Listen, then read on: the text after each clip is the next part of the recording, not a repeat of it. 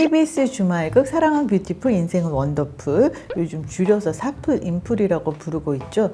KBS 주말극은 그냥 틀어만 놔도 30% 이상의 시청률을 올린다고 하는데 이 드라마는 이상하게 30%를 못 넘기고 있거든요. 그 이유가 무엇인지 좀 짚어보고요. 그리고 드라마 내용에 대해서도 한번 같이 이야기를 나눠보기로 합니다.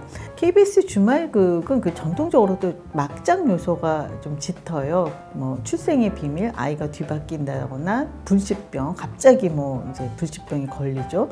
그리고 또 뭐 불륜이 빠지지 않잖아요. 근데 사풀 인풀은 지금 뭐 출생의 비밀이 나온 것도 아니고 뭐 불치병 환자가 아직은 없어요. 그러니까 이제 오직 하나 불륜이 있는데 그것도 현재 진행형이 아니고 이전에 불륜이 일어났던 그냥 그 정도뿐이에요. 그러니까 전통 방식을 지금 따르고 있지는 않죠.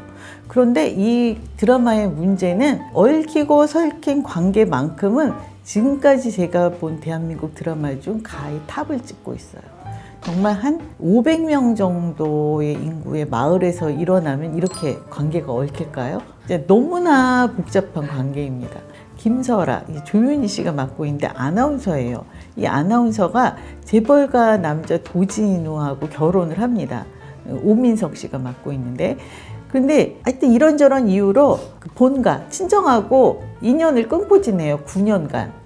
너무 말이 안 되는 거죠. 근데 9년간 인연을 끊고 지냈는데 그 사이에 그 도진우가 비서 문혜랑하고 바람이 나요. 바람이 났는데 이 두 사람이 사고를 당해가지고 둘 다 코마 상태에 빠집니다. 그런데 그 사이에 그 시어머니가 박혜미 씨가 맡고 있는데 홍화영이라는 인물이거든요. 이 인물이 이제 난리를 쳐가지고 이혼을 시켜버려요. 아들은 이제 의식불명 상태인데. 그리고 상간녀는 그 사이에 또 깨어납니다. 이것만 해도 복잡하잖아요. 그런데 김설아의 동생 김청아가 있어요. 설이나 씨가 맡고 있는데 청소년기에 왕따를 당해가지고 자살을 결심하러 이제 어떤 남학생하고 같이 가요. 근데 자살을 하러 갔는데 정작 그 청아는 죽지를 못하고 구준겸이라는 그 학생만 죽었거든요. 그랬는데 청아가 나중에 구준겸의 형인 구준휘하고 사랑에 빠지는 거예요. 구준휘하고 설아의 전 남편 도진우하고는 또 이종사촌 관계예요. 구준휘의 엄마가 나영희 씨가 맡고 있거든요. 그리고 도진우의 엄마는 그 박혜미 씨가 맡고 있는 홍화영인데 둘이 자매지간인 거예요. 그러니까 너무나 말이 안 되는 그런 관계인 거예요. 그리고 심지어 설아가 이혼을 했잖아요. 그 친정으로 돌아왔다가 사랑에 빠지는데 그 상대가 남편의 비서 바람난 오빠인 문태랑하고 윤박 씨가 맡고 있습니다. 사랑에 빠지는 그런 얘기예요. 이게 말이 돼요? 또 심지어 그 청아가 왕따를 당했었다고 했잖아요. 청아를 왕따시킨 애가 그 비서 문혜랑인 거죠. 그러니까 너무나 복잡하게 얽혀 있는 거예요. 정말 이게 손바닥만한 마을에서나 벌어질 일인 거죠. 좀 상식적으로 막장 드라마라는 것이 상식을 파괴하는 설정과 전개잖아요.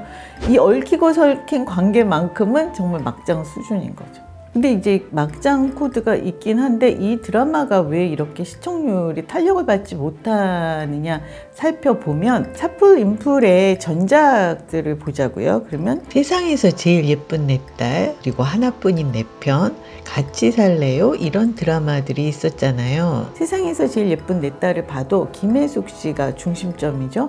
그리고 거기에 이제 주연 씨라든지 박정수 씨 같은 또 중견 연기자들이 있었잖아요. 그리고 하나뿐인 내 편에서는 최수종 씨가 중심 인물이고, 그리고 그 오은영 역할의 그 차화연 씨가 그 당시 인기가 많았어요. 그 할머니 역할의 정재순 씨도 인기가 있었고, 그리고 같이 살래요는 유동근 장미희 씨가 결혼을 하는 얘기거든요. 나중에 중장년층 캐릭터가 확실한 거예요. 그런데 이 사풀 인풀에서는 구준휘의 어머니가 나영희 씨인데 심지어 그 대법원 판사예요. 그리고 그 홍하영으로 나오는 그 박혜미 씨는 기업을 운영하고 있고, 설아와 청아의 어머니 아버지 박영규 씨, 김미숙 씨가 나오고 있는데 이런 중견들이 다 별 역할이 없는 거예요. 그냥 자식들의 사랑에 연연하고 그걸 뭐 뜯어 말리거나 뭘 어떻게 붙여주거나 이런 거를 하는 역할만 하고 있는 거예요. 그러니까 미니 시리즈 드라마에서 그 부모들이 가끔 나와서 하는 정도.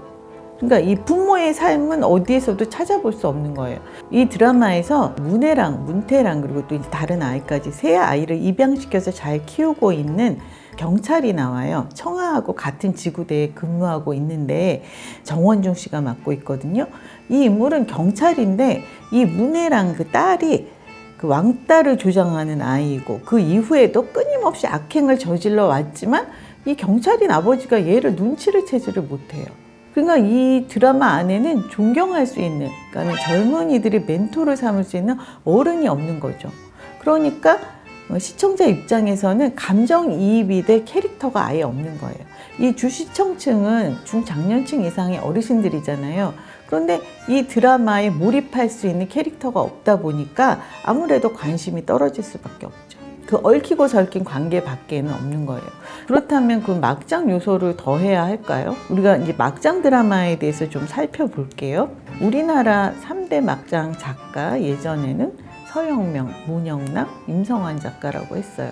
그러다가 김순옥 작가가 떠오르면서 그 당시 이제 서영명 작가는 조금 글을 덜 쓰게 되고, 그래서 김순옥, 문영남, 임성환 작가가 이제 우리나라 3대 막장 작가였죠. 아침 드라마, 저녁 119, 주말 드라마 진짜 숱하게 많은 막장 드라마들이 쏟아져 나오는 시절이 있었습니다.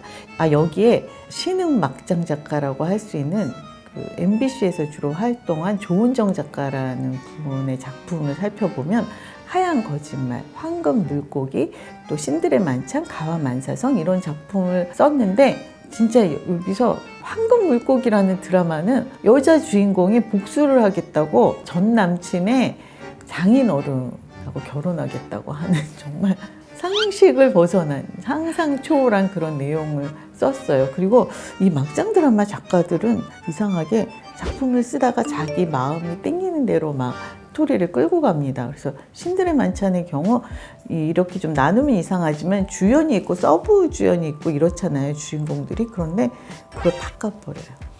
자기가 마음에 드는 쪽으로. 그래서 처음에 출발할 때는 주상욱 씨가 주인공이었는데 신들의 만찬은 나중에 가면 이상호 씨 분량이 훨씬 많아졌어요. 그렇게 하기도 합니다. 근데 이제 이런 작가들이 동시에 한꺼번에 다 활동하던 시절이 있었어요. 그럴 때 제가 정말 이 개연성 없는 전개에다가 기괴한 캐릭터들을 지적하는 글들을 진짜 많이 썼습니다. 근데 어느 날 제가 이제부터 이걸 안 쓰겠다라고 생각하게 됐어요. 이유가 뭐냐면 MBC 다큐멘터리 한 편을 봤는데 그게 도서상간 지역의 어르신들, 혼자 외로이 사시는 분들의 삶을 조명하는 내용이었어요. 근데 이분들은 수돗물은 안 나와도 된대요. 근데 정전이 되면 안 된다고 합니다. 그러니까 TV를 볼 수 없기 때문에.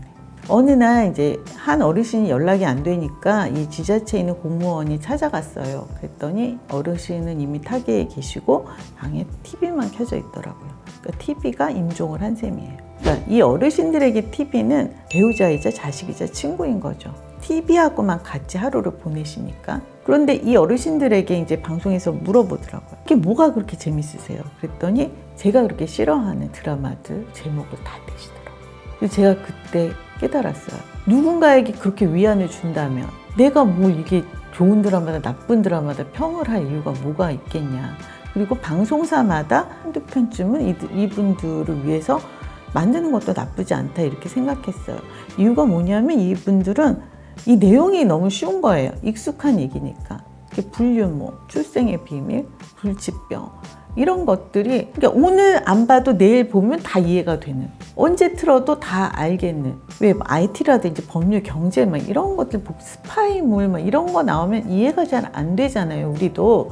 근데 이제 이런 드라마는 그냥 켜놓고 있으면 다 이해가 되니까. 근데 이제 요즘은 MBC, SBS가 저녁 1일극을 없앴어요. 그래서 각기 3편밖에 방송이 되지 않고 또 KBS는 4편이 방송이 되거든요. 그래서 어느 날 이렇게 앉아있다가 저녁 1일극이 없어서 저녁 드시면서 어르신들이 보실 것이 없겠다. 그리고 사풀 인프를 좀 더 그 어르신들의 눈높이에 맞춰서 하면 더 좋지 않을까 이렇게 생각했습니다. 근데 요즘 과거 드라마를 보여주는 채널이 있더라고요.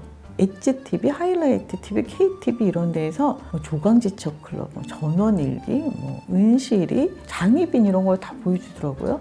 그 전에 왜 MBC 파일럿 프로그램 가시나들에서도 어르신 한 분이 그 옛날 드라마를 보고 계셨거든요.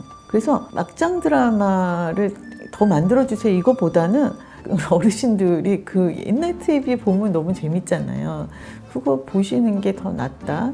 어르신들에게 그걸 권하는 게 좋지 않을까 이렇게 생각은 했는데 어쨌든 사플 인플은 그 타겟층에 맞게 그 중장년층 캐릭터에 좀 윤기를 더해야지 된다고 보거든요.